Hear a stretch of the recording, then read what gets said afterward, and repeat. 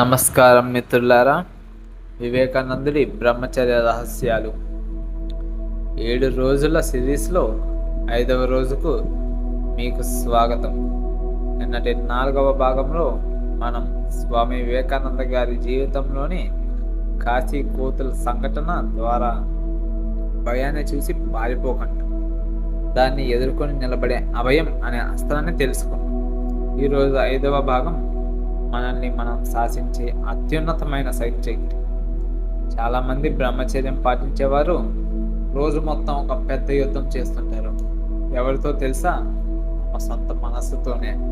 మనం ఒక మంచి పని చేయాలి అనుకుంటే మనస్సు హఠాత్తుగా ఇంకో వైపు లాగుతుంది. చదువుకుందామని కూర్చుంటే ఫోన్ వైపు నడుతుంది. బ్రహ్మచర్యం పాటించాలి అనుకుంటే పాత నెగిటివ్ ఆలోచనలను తీసుకొచ్చి డిస్ట్రాక్ట్ చేస్తుంది. స్వామి వివేకానంద గారు మన మనస్సును ఒక అద్భుతమైన పోలికతో వివరించారు. ఆయన అంటారు, మన మనస్సు ఒక పిచ్చి కోతి లాంటిది. ఆ కోతికి కొళ్ళు తాపించి తేలు కుడితే అది ఎంతలా రచ్చ చేస్తుందో మనసు కూడా అంతే చంచలమైనది. మరి ఎంతటి పిచ్చి కోతి లాంటి మనస్సుకు శిక్షణ ఇచ్చి దాన్ని మన మాట వినే ఒక నమ్మకమైన సేవకుడిగా ఎలా మార్చుకోవాలో స్వామి వివేకానంద గారు సూచించిన రాజయోగ రహస్యాలను ఈరోజు వీడియోలో చాలా ప్రాక్టికల్గా తెలుసుకుందాం. ఎక్కడ స్కిప్ చేయకుండా పూర్తిగా చూడండి. స్వామి వివేకానంద గారు రాసిన ప్రపంచ ప్రసిద్ధి గ్రంథం రాజయోగం. రాజయోగంలో మనస్సు పనిచేసే విధానాన్ని చాలా అద్భుతంగా వివరించారు. ఆయన అంటారు, మనస్సును బలవంతంగా అణిచివేయడం సాధ్యం కాదు. మీరు మనస్సును ఎంతగా ఆలోచించుకో అని ఆపుతారో అది అంతకంటే వేగంగా ఆ చెడు ఆలోచన వైపే వెళ్తుంది. దీనికి గల కారణాన్ని పతంజలి మహర్షి సూత్రాలను ఉటంకిస్తూ స్వామీజీ ఇలా చెప్పారు. మన మనస్సు నిరంతరం తరంగాలు వచ్చే ఒక సరస్సు లాంటిది. ఈ తరంగాలనే సంస్కృతంలో చిత్తవృత్తులు అంటారు. మన చుట్టూ ఉన్న ఇంటర్నెట్, సోషల్ మీడియా మరియు వాతావరణం ఈ సరస్సులో నిరంతరం రాళ్ళు వేస్తూనే ఉంటాయి.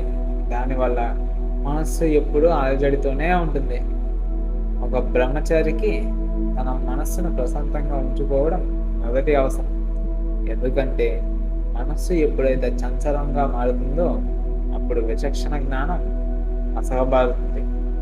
ఆ సమయంలోనే మనిషి తప్పుదోవ పడతాడు. వివేకానంద అంటారు, నువ్వే నీ మనస్సుకు యజమానివి కావాలి, అంతేకాని మనస్సుకు బానిసవి కాకూడదు. మరి ఈ పిచ్చి కోతి లాంటి మనస్సును అదుపు చేయడం ఎలా? దీనికోసం స్వామి వివేకానంద గారు తన రాజయోగంలో ఒక అద్భుతమైన ప్రాక్టికల్ సాధనను చెప్పారు. దీన్ని సాక్షిభావం అంటారు. స్వామీజీ అంటారు, నువ్వు ప్రతిరోజు ఉదయం లేదా సాయంత్రం ప్రశాంతంగా కూర్చో. నీ మనస్సును కట్టడి చేయడానికి ప్రయత్నించకు. దాన్ని ఇష్టం వచ్చినట్లు పరిగెత్తనివ్వు. నువ్వు కేవలం ప్రేక్షకుడిలా కూర్చొని నీ మనస్సులో ఎలాంటి ఆలోచనలు వస్తున్నాయో గమనించు. మైండ్లోకి ఒక ఆలోచన వచ్చిందా, కంగారు పడకండి. ఓహో, నా మనస్సులోకి ఇప్పుడు ఒక చెడు ఆలోచన వచ్చింది అని ఒక థర్డ్ పర్సన్ లాగా దాన్ని చూడండి. ఆ ఆలోచనతో పాటు మీరు ప్రయాణించకండి. దాన్ని చూసి గిల్టీగా ఫీల్ అవ్వకండి. ఇది ఎలా పనిచేస్తుందో తెలుసా? ఒక దొంగ ఇంట్లోకి దూరినప్పుడు యజమాని లైట్ వేసి ఆ దొంగ కళ్ళలోకి చూస్తే ఆ దొంగ అక్కడ నిలబడలేక పారిపోతాడు. అలాగే మీ మనస్సులోకి వచ్చే చెడు ఆలోచనలను మీరు సాక్షిగా గమనించడం మొదలు పెట్టగానే వాటికి ఉన్న శక్తి నశించిపోతుంది. వివేకానంద స్వామి హామీ ఇచ్చారు, నువ్వు రోజు కనీసం 20 నిమిషాలు నీ మనస్సును గమనించడం ప్రాక్టీస్ చేస్తే కొన్ని వారాల్లోనే నీ ఆలోచనల వేగం తగ్గిపోతుంది.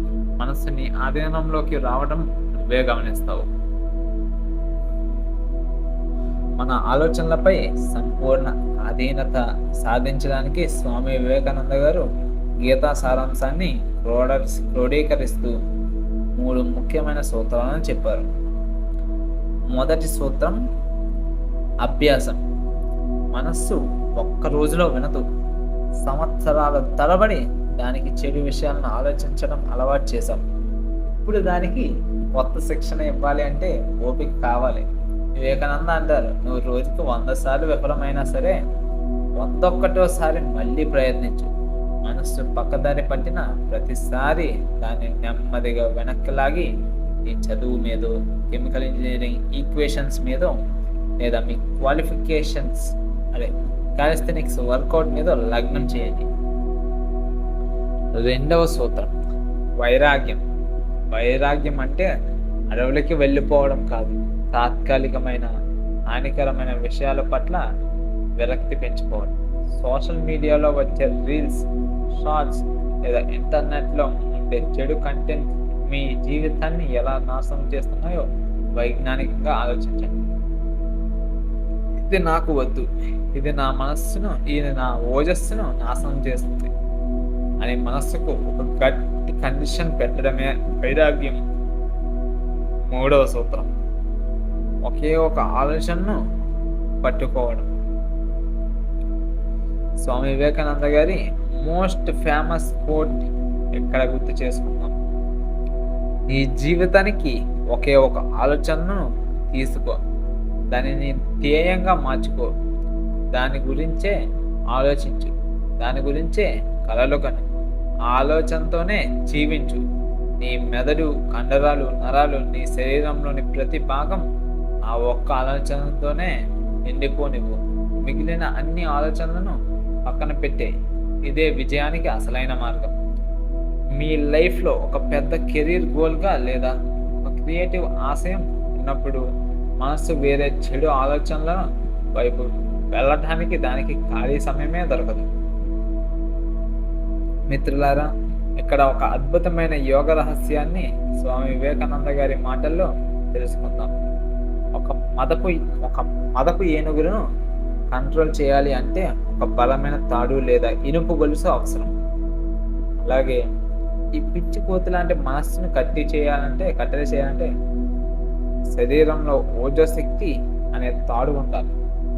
ఒక వ్యక్తి నిరంతరం తన జీవశక్తిని వృధా చేసుకుంటూ అతని మనస్సు విపరీతమైన చంచలత్వానికి లోనవుతుంది. బాడీలో ఎనర్జీ లేనప్పుడు మైండ్ని కంట్రోల్ చేయడం ఎవరి తరం కాదు. ఇదే మీరు బ్రహ్మచర్యం ద్వారా మీ వీరశక్తిని సంరక్షించుకుంటే ఆ శక్తి ఓజస్సుగా మారి మీ విల్ పవర్ను పెంచుతుంది. ఆ పెరిగిన విల్ పవరే మీ మనస్సుకు ఒక్క క్షణంలో లాక్ చేయగల ఒక పవర్ఫుల్ థాడ్ లాగా మారుతుంది. బ్రహ్మచర్యానికి, మైండ్ కంట్రోల్కి ఉన్న అసలైన సైన్స్ ఇదే. శక్తి ఉంటేనే మనస్సు వింటుంది. మిత్రులారా, ఈరోజు మనం స్వామి వివేకానంద గారి రాజయోగ బోధనల ద్వారా మనస్సుకు శిక్షణ ఇచ్చే సాక్షిభావం మరియు 1 థాట్ ఫార్ములా గురించి చాలా వివరంగా తెలుసుకున్నాం. ఈ రోజు నుండి మీ మనస్సును ఒక ప్రేక్షకుడిలా గమనించడం ప్రాక్టీస్ చేయండి. మనస్సుకు మీరే యజమాని అవ్వండి.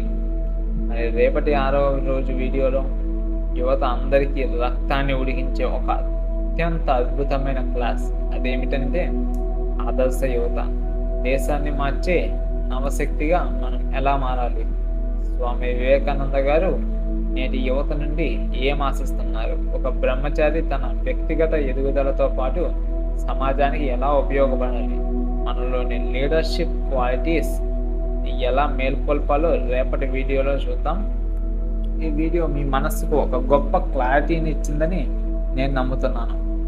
వెంటనే ఈ వీడియోని లైక్ చేయండి, మీ ఫ్రెండ్స్ వాట్సాప్ గ్రూప్స్లో షేర్ చేయండి. కింద కామెంట్ సెక్షన్లో I am the master of my mind అని ఇప్పుడే టైప్ చేయండి.